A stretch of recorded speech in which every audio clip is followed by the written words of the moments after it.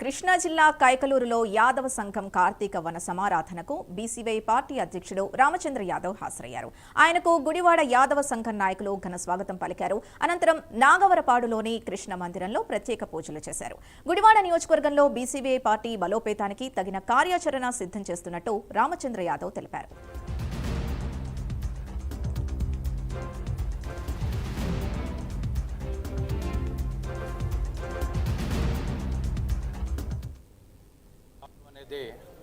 మహత్తర కార్యక్రమం మాకు ఆయన బీసీలను అందరినీ కలుపుకొని ఈ రాష్ట్రంలో ప్రతి నియోజకవర్గంలో ఆయన స్ట్రెంగ్త్ ఏంటనేది ఆయన చూపించగలుగుతున్నారు.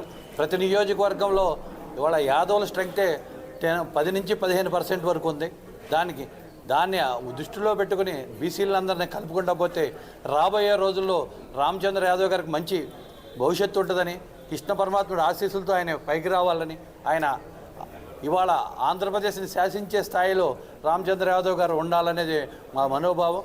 మా యాదవ్ సంఘం తరఫున శ్రీ రామచంద్ర యాదవ్ గారికి ఎప్పుడు మేము తోడుగానే ఉంటాం. ఈ యాదవులందరూ ఎప్పుడు ఒక గుడివాడ అనేది యాదవులు అనేది ఒక చరిత్ర.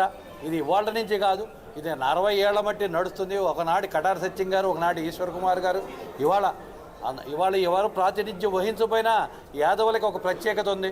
రాబోయే రోజుల్లో గుడివాడలో ఒక ప్రణాళిక తీసుకొచ్చి బీసీలందరినీ ఏకతాటి మీద నడిపించి గుడివాడని శాసించే స్థాయికి బీసీవై పార్టీ రావాలని కోరుకుంటూ సెలవు తీసుకుంటాం.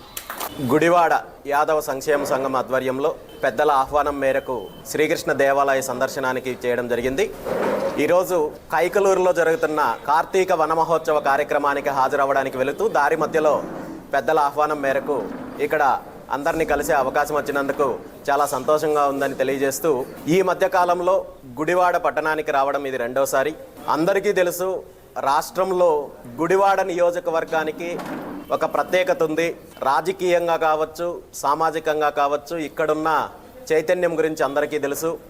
ఇదే చైతన్యము, ఇదే ఐకమత్యము కొనసాగించి రాబోయే రోజుల్లో గుడివాడలో ఒక మంచి మార్పు కోసము ప్రయత్నం చేస్తామని, అదేవిధంగా రాబోయే రోజుల్లో గుడివాడలో బీసీ నాయకత్వాన్ని పెంపొందించే దిశగా బీసీ నాయకత్వంలో గుడివాడ నియోజకవర్గానికి సంబంధించిన అభివృద్ధి జరిగే విధంగా బీసీవై పార్టీ కృషి చేస్తుందని, దానికి పెద్దలందరూ కూడా సహకరిస్తున్నారు. అదేవిధంగా రాబోయే రోజుల్లో ఇక్కడ ఎలాంటి కార్యక్రమాలు చేపట్టాలి, అదేవిధంగా గుడివాడ నియోజకవర్గంలో బీసీలకు ఉన్న సమస్యలు కావచ్చు, నియోజకవర్గంలో ఉన్న సమస్యలకు సంబంధించి కావచ్చు, పూర్తి స్థాయిలో చర్చించి ఇక్కడ బీసీలందరినీ కూడా ఏకం చేసి రాబోయే రోజుల్లో ఒక మార్పు దిశగా ప్రయాణం చేస్తామని చెప్పి ఈ సందర్భంగా తెలియజేస్తూ, ఈ అవకాశం కల్పించిన పెద్దలందరికీ కూడా ప్రత్యేకంగా ధన్యవాదాలు తెలియజేస్తాను.